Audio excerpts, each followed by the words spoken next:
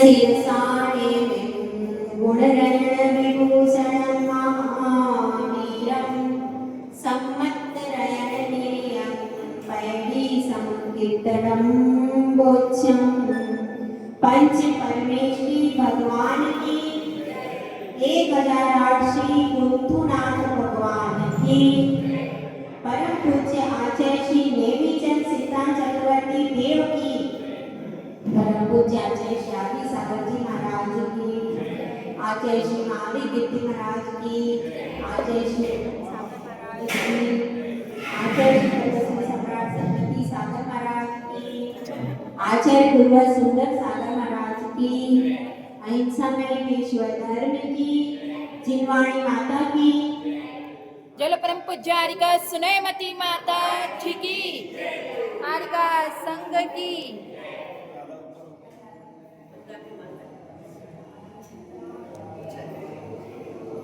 क्या करना है, कहाँ करना है और किसको चुनना। जीवन में जब हमारा जन्म होता है तब जन्म के पहले ही निर्धारित हो जाता है कि हमें कैसे माता पिता चाहिए। पूर्व कर्म से निर्धारित हो जाता है हमें कैसे माता पिता चाहिए। वास्तव में जो भी चीज है उसका चुनाव हमने खुद किया। जो भी वस्तु आज हमारे साथ है उसका हम पूर्व में कल चुनाव कर चुके। कोई वस्तु ऐसी नहीं है जिसको अपने आप हमारे पास में ऐसी कोई भी वस्तु नहीं है जो अपने आप हमारे पास आ गई। इसका मतलब क्या है? किसी वस्तु का तो हम वर्तमान काल में चुनाव करते हैं, जैसे आपको कौन सा मोबाइल चाहिए, कौन सी सिम चाहिए, ये सब आप अभी वर्तमान में चुनाव कर रहे हो। लेकिन आपके माता पिता कौन होंगे, आपको कौन सी गति में जाना है, कौन सी आयु बांधना है, यह सब डिसीजन अपन ने पिछले भाव में करके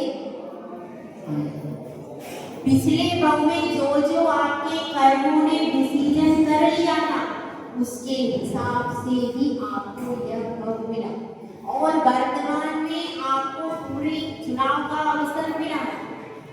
आपको चुनाव का अवसर मिला है कि आपको शुभ चीजें चुनना है कि अशुभ चीजें। आपके सामने 7 व्यसन और 5 पाप भी हैं और आपके सामने त्याग का संयम का मार्ग भी है। दोनों बातें आपके साथ में है कि नहीं है? दोनों चीजें आपके साथ में है। स्वर्ग गति में जाते हैं वहां तो सब शुभ ही शुभ है, वहां पर कोई अशुभ नहीं। हाँ, आप कषाय आदि करके अशुभ कर लो वो एक अलग चीज है, लेकिन वहां पर अशुभ के लिए कोई जगह नहीं है। कोई आपको ऐसी संगति नहीं होगी कि आपको पापों में लेकर के जबरदस्ती चला जाए। तो वहां पर इस तरीके की चीजें, वहां सब शुभ ही शुभ है। और नरक में क्या है? नरक में सब कुछ अशुभ ही अशुभ है। वहां आप चाहो कि मैं अब कुछ शुभ कर लूं, मैं मंदिर में चला जाऊं, मैं आहार ले लूं, कुछ हो सकता है नरक में? क्यों? वहां पर संभव नहीं। वहां पर तो सिर्फ आप क्या करो, दूसरे के ऊपर क्रोध करो, दूसरा आपको घात कर रहा है, आप दूसरे का पूरे जीवन भर, इसके अलावा और कुछ भी नहीं। इसीलिए अशुभ कर्म करने का फल हम भोगते हैं नरक में और शुभ और प्रशस्त प्रवृत्तियों को करने का फल भोगते हैं स्वर्ग। यहाँ पर बीच में मध्य लोक कैसा है? बीच में। यहाँ पर शुभ कर्म का फल भी भोग सकते हैं और अशुभ कर्म का फल भी भोग सकते हैं। यहाँ पे आपको सिलेक्शन, यहाँ पर आप सेलेक्ट कर सकते हो कि मुझे क्या करना है। मुझे व्यसनों का साथ देना है कि भगवान का साथ देना है, मुझे क्या बनना है, मुझे क्या करना है। यह सब चुनाव करने का अवसर कहाँ पर है? मनुष्य गति में आपको चुनाव करने का पूरा अवसर है। यहाँ से ही आप मोक्ष में भी जा सकते हो, इसी गति से मोक्ष में भी जा सकते हो। तो इस तरह से यहाँ पर जो चुनाव का अवसर मिला है, आगे कर्म कांड में जो गाथाएं आ रही हैं उसमें यही आचार्य भगवान कह रहे हैं कि शुभ प्रकृतियां यह है, अशुभ प्रकृतियां यह है। घाती कर्म में भी शुभ और अशुभ को बताएंगे, अघाती कर्म में भी शुभ और अशुभ को बताएंगे। इसको बताने का उद्देश्य क्या है भाई? कि आप पहचान लें ये प्रकृतियां अशुभ हैं, ये प्रकृतियां अशुभ हैं, तो शुभ का चुनाव कर लें और अशुभ को छोड़ दें। जिस प्रकार से आप विवाह के लिए किसी कन्या का चुनाव करने के लिए गए, वहां पर आपने पूछताछ की तो बताया कन्या क्रोधी स्वभाव की है, दिन भर घर में लड़ती रहती है, पड़ोस में भी लड़ती है, समाज में भी लड़ती है, लेकिन बहुत सुंदर है। हाँ, सुंदर बहुत है उज्ज्वला जी, तो सुंदर तो है ना, तो सुंदर बहुत है, लेकिन कैसी है? बहुत क्रोधी स्वभाव की है, पूरी समाज में लड़ती रहती, तो अपन करेंगे क्या? क्यों?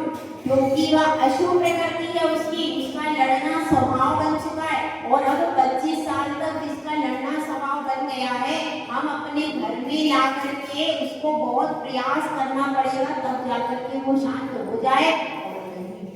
तो उसकी प्रकृति, उसका नेचर देख करके अपन क्या करेंगे? उसको सेलेक्ट करेंगे क्या? कभी भी नहीं करेंगे। क्यों?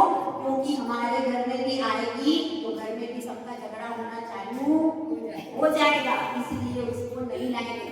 इसी प्रकार से यहाँ पर बता रहे कि भाई ये शुभ प्रकृति है, इसका आश्रय लोगे तो तुम्हें क्या होगा? आगे तुम्हारे लिए पुण्य का रास्ता खुलता जाएगा, तुम्हारे लिए सब कुछ भोग भी मिलेंगे और योग भी मिलेगा, सारी सुविधाएं हो जाएंगी। और अगर अशुभ प्रकृतियों का आश्रय लोगे तो दुर्गति में चले जाओ। इस भाव में भी दुर्गति है और अगले सब भावों में दुर्गति का रास्ता खुल जाए। तो अब अपन आगे यही पढ़ेंगे। जो चुनाव का अवसर हमको मिला है, चुनाव का अवसर हमको मिला है, तो आचार्य श्री बता रहे हैं शुभ प्रकृति कौन सी है, अशुभ प्रकृति कौन सी। ठीक है, तो गाथा नंबर अपनी कितनी हो गई थी बताइए? गाथा नंबर 36 तक हो गया। अब इसका एक समराइजेशन करीब से संक्षेप में बताया है। गाथा नंबर 37। भेदे छादालसयम् इतरे वन्दे हवन्ति बीससयम् भेदे सर्वे उदये 22 अभेदमी।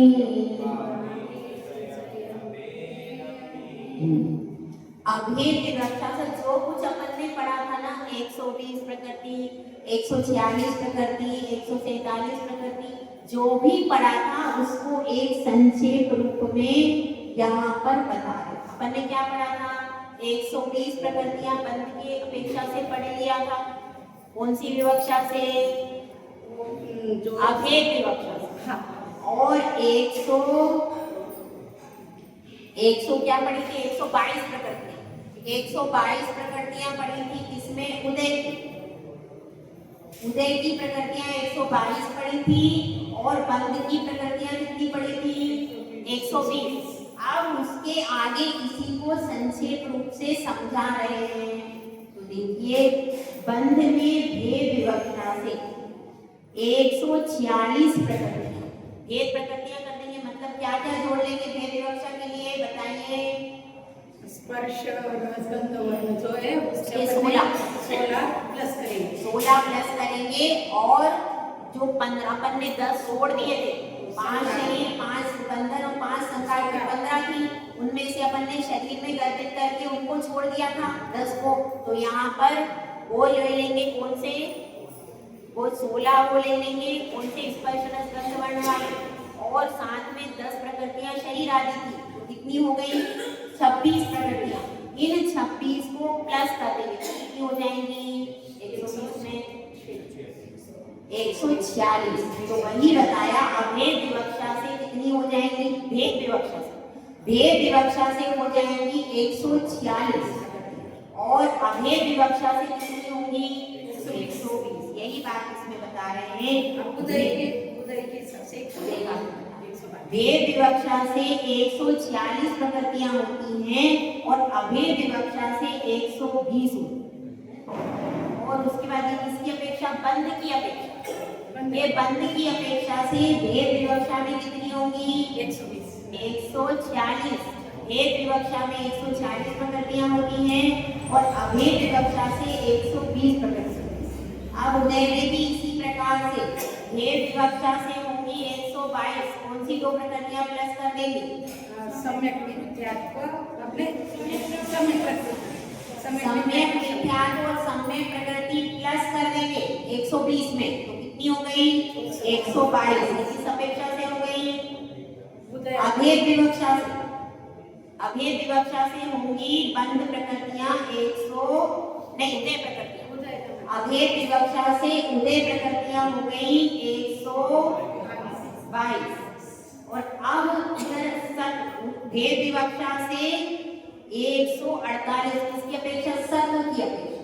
सत्ता में कितनी है 148 और भेद विवक्षा से भी 148। भेद विवक्षा से सब प्रकृतियां कितनी हो जाएंगी 148 और अभेद विवक्षा से कितनी होंगी 122। ये उदय की अपेक्षा। एक बार पुनः समझ लें, बंध विवक्षा से बंध की अपेक्षा से कितनी होंगी, भेद विवक्षा में बंध की अपेक्षा से भेद विवक्षा में कितनी प्रकृतियां होंगी 146 प्रकृतियां होंगी।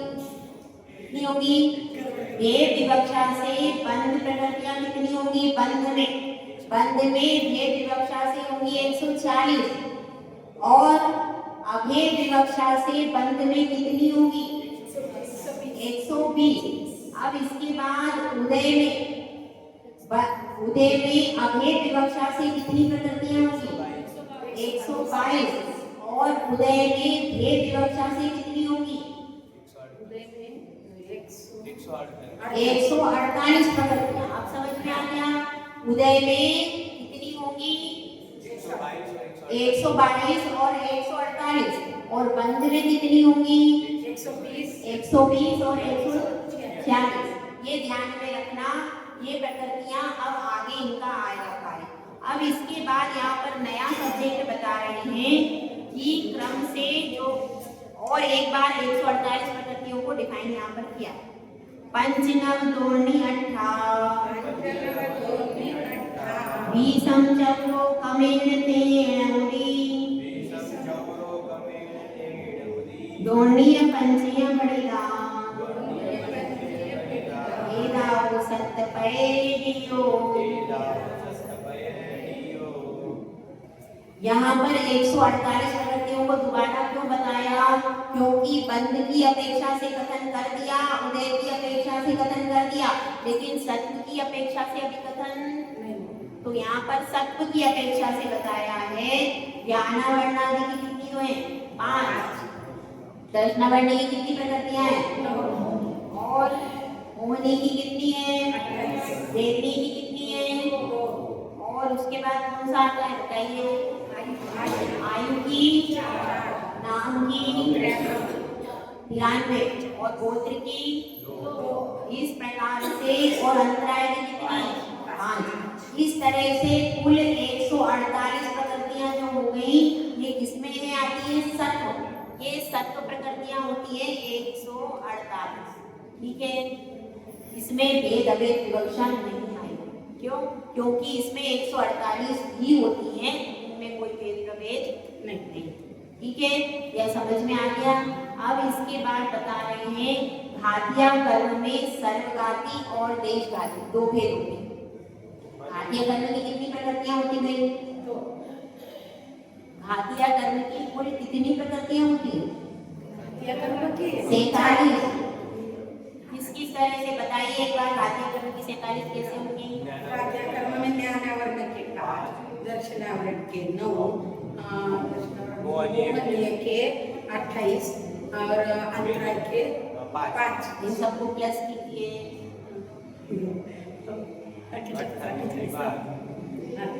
ज्ञानावरण 5, दर्शनावरण 9, मोहनीय 28 અને અંતરાયના 5. કેટલા થાય દેખ 48 47 प्रकृतियां होती है भाई। इसकी घातिया कर्मों की कुल 47 प्रकृतियां हैं।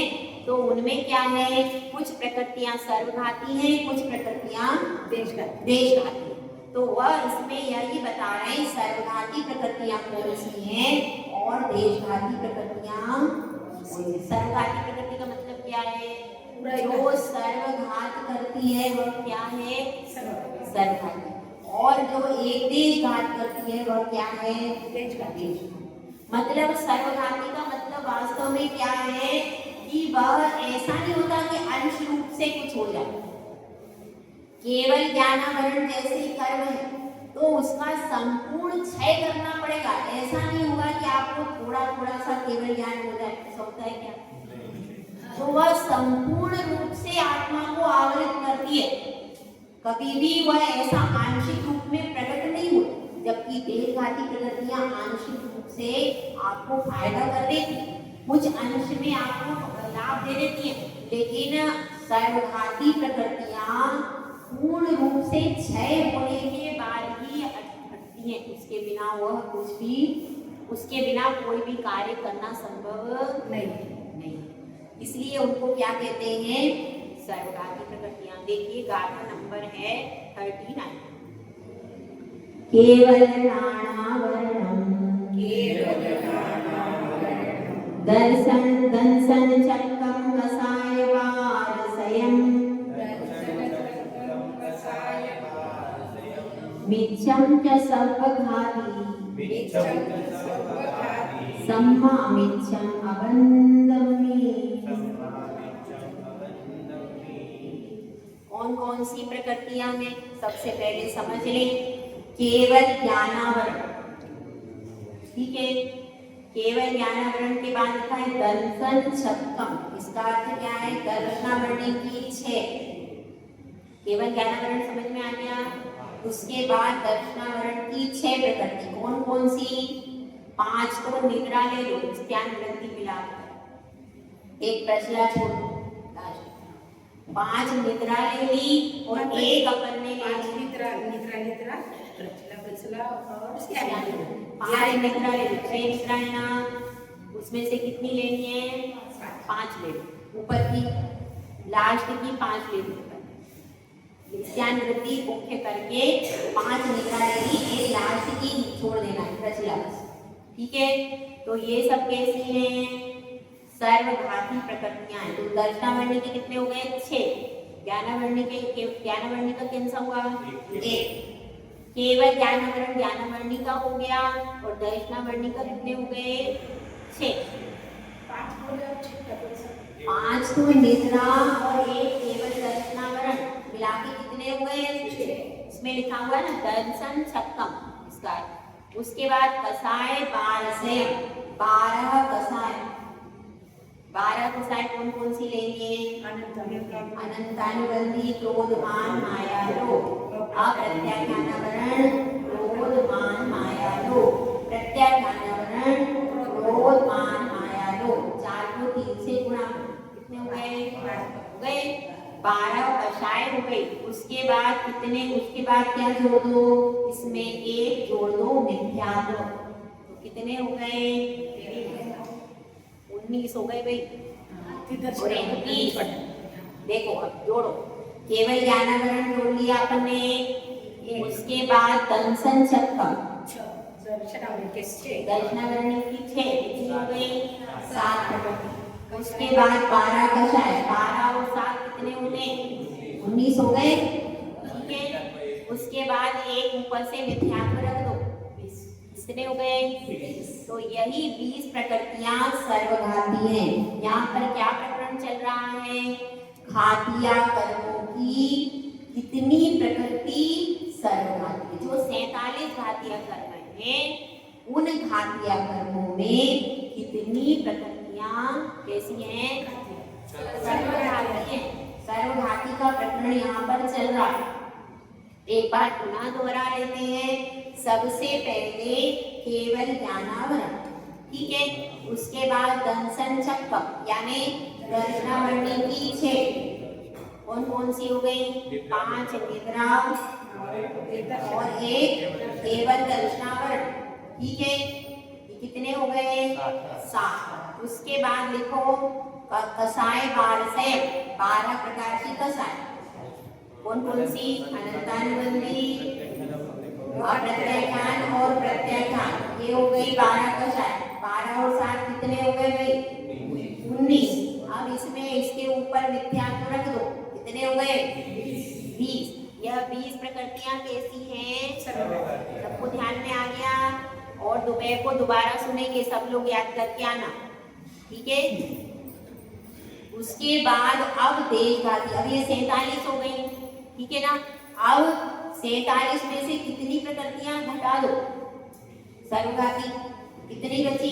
27। कितनी प्रकृति बची? 27। तो अब इसमें एक और समझ लेना, सम्यक मिथ्यात्व प्रकृति बंध की अपेक्षा तो सर्वघाती नहीं, लेकिन उदय की अपेक्षा, उदय और सत्य की अपेक्षा सर्वघाती। कौन सी? सम्यक मिथ्यात्व प्रकृति। लिखा है ना सम्मा मिथ्यम अबंधम्य। अबंधम्य मतलब गाथा में देखिए 39, ये अपन ने 20 प्रकृतियां दी हैं। उसके बाद सम्यक मिथ्यात्व, चूंकि उसका बंध तो होता ही नहीं, अपन ने कल समझ लिया था। सम्यक मिथ्यात्व प्रकृति का बंध नहीं होता, लेकिन उसका उदय तो होता है और सत्व भी होता है। तो उदय और सत्व की अपेक्षा तो वह क्या है? सर्वघाती, ठीक है। उदय और सत्व की अपेक्षा सर्वघाती लिखा है ना। सम्मा मिथ्यम अबंधम, अबंध की अपेक्षा यानी वह उदय और सत्व की अपेक्षा से क्या है? सर्वघाती है। तो अपनी प्रकृतियां होंगी कुल 26। एक सम्यक मिथ्यात्व को और निकाल दिया तो कितनी बची? 26। 47 था ना। 47 घातीय कर्मों की प्रकृति, उनमें से अपन ने 20 को मान लिया क्या? 20 प्रकृतियां तो बंध की अपेक्षा भी है, बंध उदय सत्व की अपेक्षा सर्वघाती है, लेकिन एक प्रकृति है सम्यक मिथ्या। वह प्रकृति बंध की अपेक्षा सर्वघाती नहीं, वह किसकी अपेक्षा से है? उदय और सत्व की अपेक्षा से सर्वघाती है, ठीक है। तो उसको भी निकालना पड़ेगा बाहर। तो इस तरह से कुल प्रकृतियां बचती हैं 26। कितनी बची? 26। तो आगे की गाथा में आचार्य श्री नेमिचंद सिद्धांत चक्रवर्ती देव यह बता रहे हैं जो शेष बची प्रकृतियां हैं उन्हीं के नाम इसमें आ रहे हैं। तो ये आपके लिए इजी है कि नहीं? इजी है। जो 47 प्रकृतियां थी, 20 उसमें से निकाल दी, एक सम्यक मिथ्यात्व भी निकाल दी, अब बची कितनी? बस कोई 26 के नाम इसमें बता। देखो अब देशघाती प्रकृतियों को कहते हैं, देशघाती प्रकृति मतलब घातिया कर्मों में ही जो देशघाती प्रकृतियां उनको कहते हैं। नानावरण चौकम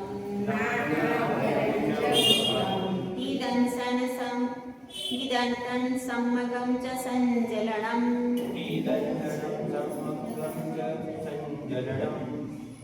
नमणो कसाय विक्रम छब्बीसा देश घातियो। ये देशघाती प्रकृतियों के बारे में बताया है। नानावरण चौकम, ज्ञानावरण की 4 प्रकृतियां बताइए कौन कौन सी? यहाँ भैया आप बताइए ज्ञानावरण की 4 प्रकृतियां। कौन सी? इधर पूछे तो इधर बताएगा, इधर पूछे तो उधर। हाँ बताइए। मति ज्ञानावरण,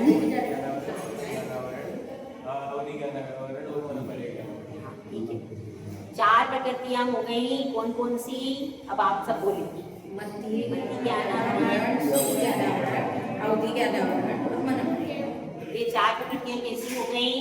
देशघाती। देशघाती। ठीक है, अपन केवल ज्ञानावरण पहले निकाल दिया था, वो क्या थी? सर्वघाती। अब शेष जो बचेंगी वो देशघाती। उसके बाद कौन सा कर्म आएगा? दर्शनावरण। तो दर्शनावरण की कितनी प्रकृतियां बची थी पिछले में से? बताइए। 3 बची थी, वो 3 इधर रख दो। सिंपल काम है बिल्कुल, जो बचा है सो इधर रख दो।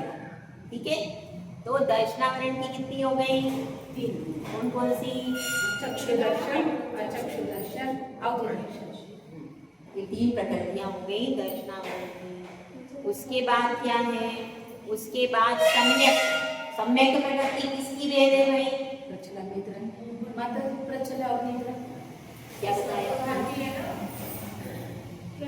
नहीं ना, वो 3 निद्रा इसमें आई ना, 5 निद्रा। अपने 6 लिए थे, तो उसमें कैसे लिया था? 3 केवल दर्शन लिया। हाँ, 3 केवल दर्शन नहीं लिया था। प्रचला केवल दर्शन निद्रा और दर्शनावरण की कितनी निद्रा है? अब 6 एक आठ भी हो रही है ना दर्शन। हो गया और प्रचला की कैसे बचा? 3 5 ही नहीं निद्रा। प्रचला प्रचला निद्रा निद्रा निद्रा प्रचला, बस क्या कृति? 5 निद्रा ले लीजिए। 5 ही ले लीजिए आप। पाँचों मेरा अपने निद्रा सामने इसमें थोड़ी ले सी लीजिए। गिरा था। 5 लेनी पड़ेगी, 5 पांचों निद्रा लेनी पड़ेगी। निद्रा निद्रा निद्रा, प्रचला प्रचला प्रचला और इसके आगे 5 ही निद्रा। तो 5 अपन ने पहले में ही ले ली। ठीक है, 5 निद्रा पहले में ही ले ली अपन ने। तो यहाँ पर क्या बचेगा? यहाँ पर बचेगा चक्षु दर्शन, अचक्षु दर्शन और अवधि दर्शन। अवधि दर्शन, केवल दर्शन अपन ने पहले ले लिया। केवल दर्शन अपन ने काय में ले लिया था? सर्वघाती। सर्वघाती प्रकृतियों में केवल दर्शन ले लिया था, इसलिए यहाँ पर कितनी बचेगी? और 5 निद्रा भी ले ली, तो कुल 9 प्रकृति थी। तो उसमें से 6 घटा दिया, तो बचा कितना? 3। वो 3 यहाँ ले ली। ठीक है, उसके बाद कौन सा कर्म आएगा? मोहनी। तो मोहनी कर्म में हमने 2 प्रकृतियां ऊपर ले ली। कौन कौन सी? मिथ्यात्व और सम्यक मिथ्या, दोनों ऊपर हो गए। अब बची कौन सी है? सम्यक प्रकृति। तो सम्यक प्रकृति यहाँ ले लो देशघाती में, ये हो गया सम्यक प्रकृति। उसके बाद देखिए अपन ने कषाय में कितनी प्रकृतियां ली थी? 12 कषाय ली थी। कौन सी कषाय बच गई थी?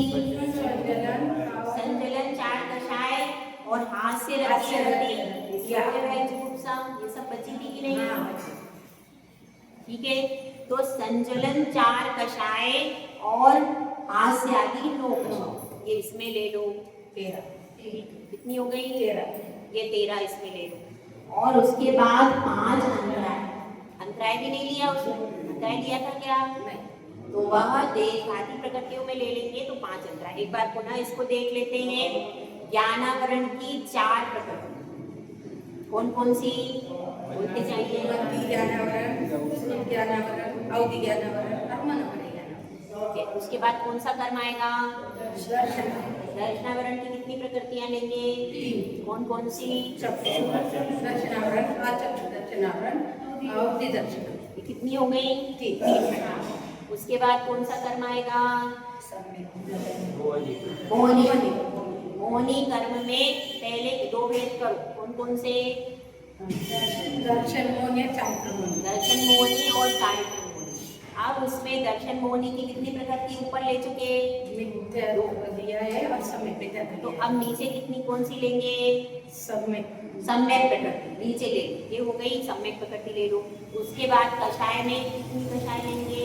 संचलन के 4 और हास्य रत्य आदि 9। हास्य रति अरति, शोल वैज गुप्सा, स्त्रीवेद पुरुषवेद नपुंसक। 13। ये पूरी कितनी हो गई?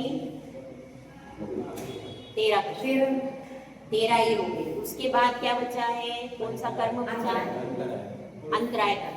तो अंतराय के 5 ले लिए पूरे। तो अंतराय के 5 ले लिए, तो बचा कितने हो गए? 26। अब इसको टोटल करो भाई। करो टोटल, ये सब छोटा छोटा आप लोग कर सकते हैं। ज्ञानावरण ज्ञानावरण की 4 आप करो छोटा है। ज्ञानावरण की 4 हो गई, दर्शनावरण की 9 कितनी हो गई, 9 4 दर्शनावरण की 3 सात हुए। ज्ञानावरण की 4 दर्शनावरण की 3 4 और 3 7 हो गई। ठीक है, उसके बाद संचलन कषाय और हास्यादि 9 कषाय कितनी हो गई 13। कितनी हो गई और सम्यक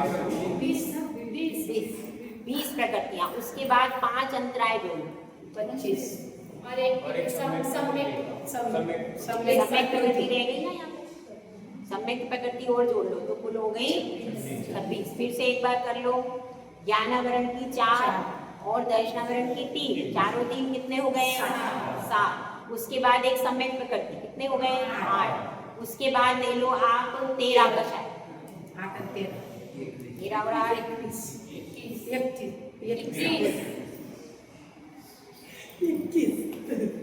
21 प्रकृतियां और 5 अंतराय की बराबर हो गया। 26 प्रकृतियां पूरी किसकी हैं ये देशघाती प्रकृतियां हैं ये। ठीक है, समझ में आ गया ये। घातिया कर्म में सर्वघाती और देशघाती 2 भेद है। सर्वघाती प्रकृतियां कितनी हो जाएंगी 20 प्रकृतियां, अथवा बंध की अपेक्षा तो 20 प्रकृतियां, और उदय और सत्व की अपेक्षा से सम्यक मिथ्या प्रकृति भी सर्वघाती है। तो इस तरह से अगर अपन देखें तो 21 हो जाए। ठीक है, और बाकी की जो बचेंगी 26 वो कहाँ आ जाएंगी देशघाती। समझ में आ गया, इसको और एक बार रिवीजन करें। अब आगे बता रहे हैं, अब आघाती कर्मों में प्रशस्त प्रकृतियों को 2 गाथाओं से कहते हैं। देखो अभी क्या बताया था इसमें, घातिया कर्मों में प्रशस्त और अप्रशस्त, शुभ और अशुभ प्रकृतियों को इसमें बताया था कि नहीं, सर्वघाती और देशघाती प्रकृतियों को बताया। क्या बताया था घातिया कर्मों में सर्वघाती और देशघाती प्रकृतियों को इसमें समझाया था, इस दोनों गाथा में। ठीक है ना। अब क्या बता रहे हैं, अब बता रहे हैं आघाती कर्मों में प्रशस्त और अप्रशस्त प्रकृतियां कौन सी। यहाँ पर क्या बताया था, देशघाती और सर्वघाती को बताया था, किसमें घातिया कर्मों में। अब अघातिया कर्मों में क्या बता रहे हैं, प्रशस्त और अप्रशस्त प्रकृतियों को बताते हैं 2 गाथा। सागम तिन्ने उच्चम नरसुरदुगम च पंचीति देहा बंधन संभागम वो बंगाई वर्ण चरु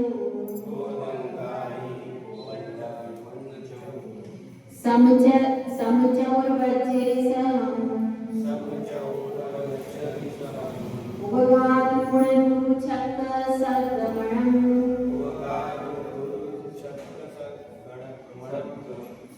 तस्बारसठ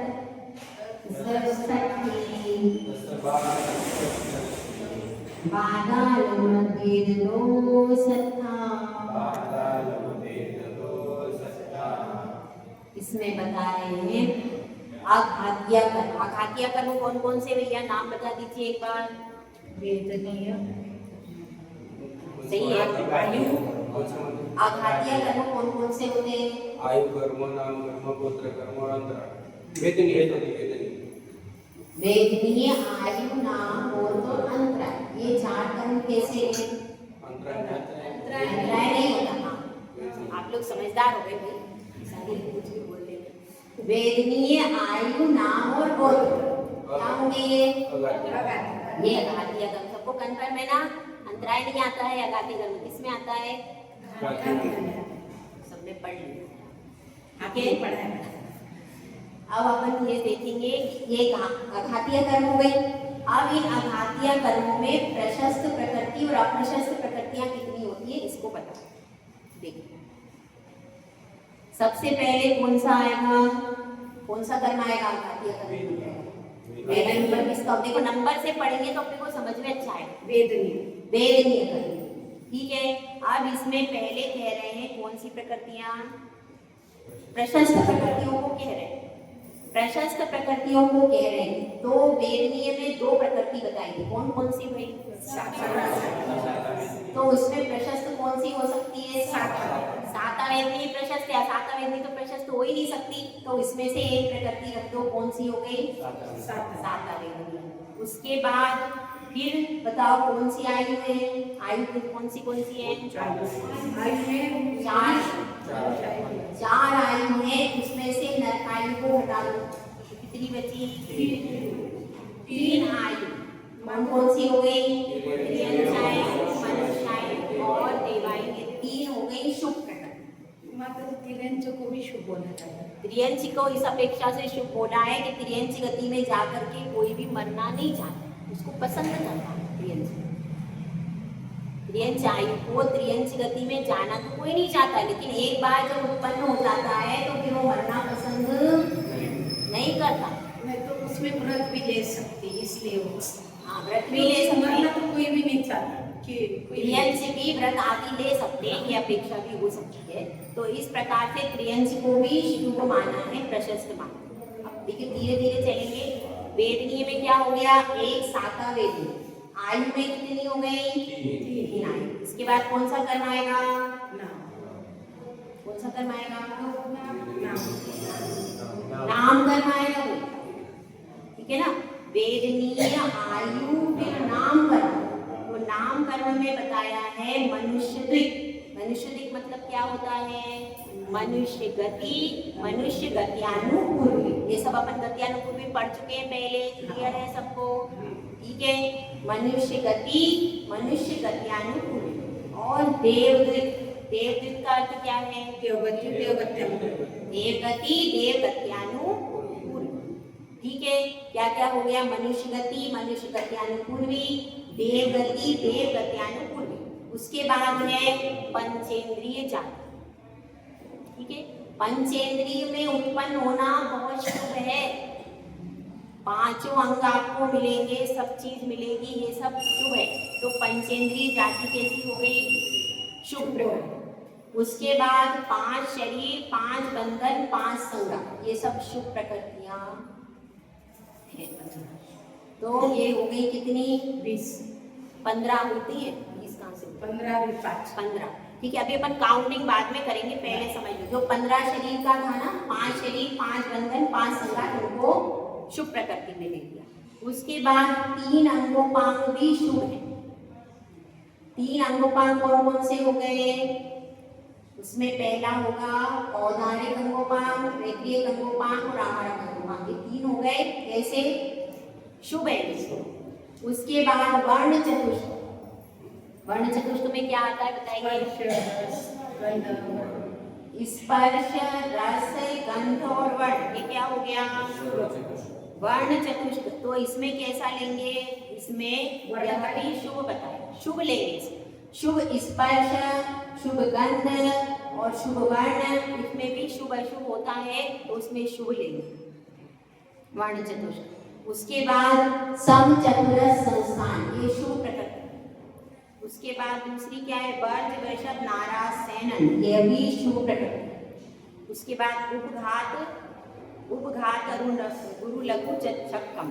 उपघात के बिना अगुरु लघु षटक, अपन ने पढ़ा था ना, अगुरु लघु, उपघात, परघात, आतप और उच्छ्वास, ये प्रकृतियां पढ़ी थी कि नहीं? हाँ पढ़ी। तो उसमें आगुरु लघु चतुष्क ले लेना है और क्या 6 लेना है। आगुरु लघु आदि 6 प्रकृति, इसके बिना उपघात को छोड़ देना। ये कौन सी प्रकृति है? अप्रशस्त प्रकृति है। तो उपघात को छोड़ करके आगुरु लघु षटक लेना है। उसके बाद लेना है सगमणम, प्रशस्त विहायवती। विहायवती के कितने भेद थे भाई? 2। कौन कौन से? प्रशस्त और प्रशस्त। विहायवती पढ़ी थी, जिसके उदय से आकाश में गमन होता है, उसके 2 भेद थे। कौन कौन से? प्रशस्त और अप्रशस्त, ये 2 प्रकार के भेद थे। तो उसमें से कौन सी? प्रशस्त ले लेंगे और अप्रशस्त को छोड़ देंगे। तो इसमें प्रशस्त विहायवती। उसके बाद त्रस आदि 12, त्रस आदि 12 प्रकृतियां इसमें लेना है। ठीक है, वो कौन कौन सी अपन इसको आगे देखेंगे, अभी इसमें मत समझिए। रसाली कितनी हो गई? 12। और उसके बाद ये कुल मिलाकर के 68 प्रकृतियां कैसी हैं? प्रशस्त प्रकृतियां।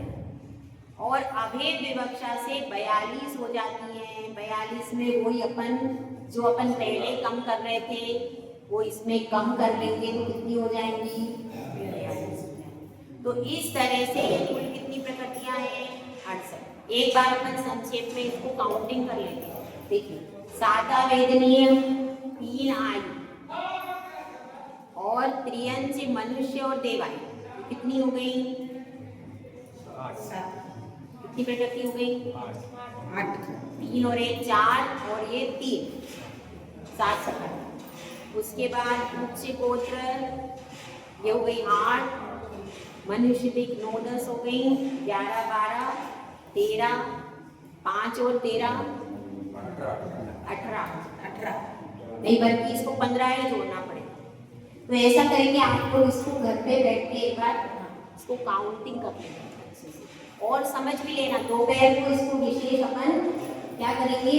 समझा देंगे। तो आज क्या समझ में आया? ये सब प्रशस्त प्रकृति, ये प्रकृतियां ज्यादा है, तो इसको एक बार शांति से, और सब लोग कॉपी पेन लेकर के दोपहर में जरूर आए, सब लोग कॉपी पेन लेकर के आए, क्योंकि अब इसमें सारा काउंटिंग वाला हिसाब किताब चल रहा है। तो कॉपी पेन होगी तो उसमें अपन जोड़ घटाने में आसानी हो सकती है, ठीक है। तो अब इसमें आज क्या बताया है, इसको एक बार अपन रिवीजन थोड़ा सा कर लेते हैं। इसमें सबसे पहले क्या बताया? घातिया कर्म में सर्वघाती प्रकृतियां कितनी होती हैं और देशघाती प्रकृतियां कितनी होती, इसको स्पष्ट रूप से इसमें समझाया। और इसके बाद क्या बताया? आघातिया कर्मों में प्रशस्त प्रकृतियां कितनी होती है? कितनी होती है? 68। तो उन 68 प्रकृतियों को यहाँ पर बताया गया। इसको और 68 को अपन दोपहर में विश्लेषण के साथ में समझ लेंगे। तो अभी अपन इसको पढ़ लेते हैं। कौन सी? घातिया कर्म में सर्वघाती और देशघाती जो प्रकृतियां होती हैं। तो सर्वघाती कितनी होती है? घातिया कर्मों में सर्वघाती प्रकृतियां होती हैं, कितनी होती है? 26 21 होती है। 20 तो होती है बंद की अपेक्षा, और एक होती है किसकी अपेक्षा? एक होती है उदय और सत्व की अपेक्षा। कौन सी? सम्यक मिथ्यार्थ प्रकृति होती है उदय और सत्व की अपेक्षा, सर्वघाती। बंद की अपेक्षा से क्यों नहीं होती? क्योंकि उसका बंद ही नहीं होता। और देशघाती प्रकृतियां कितनी होती है? 26 प्रकृतियां कितनी होती है? देशघाती। तो इस प्रकार से कुल 47 प्रकृतियों के बारे में इसमें कहा गया है। तो अपन पूरा उपयोग जितना अपना एकाग्रता के साथ सुनेंगे, अगर अपने को याद नहीं भी होता, अगर एकाग्रता पूर्वक भी इस ग्रंथ को सुनते, क्योंकि सारे सिद्धांतों का सार इस ग्रंथ में है, तो इसको एकाग्रता पूर्वक सुनने से ही बहुत सारे पुण्य का बंध होता है, कर्मों का क्षय होता है। इसलिए एकाग्रता पूर्वक सुन करके आत्मा का कल्याण करें। जय बोलो आचार्य सुंदर सागर महाराज की।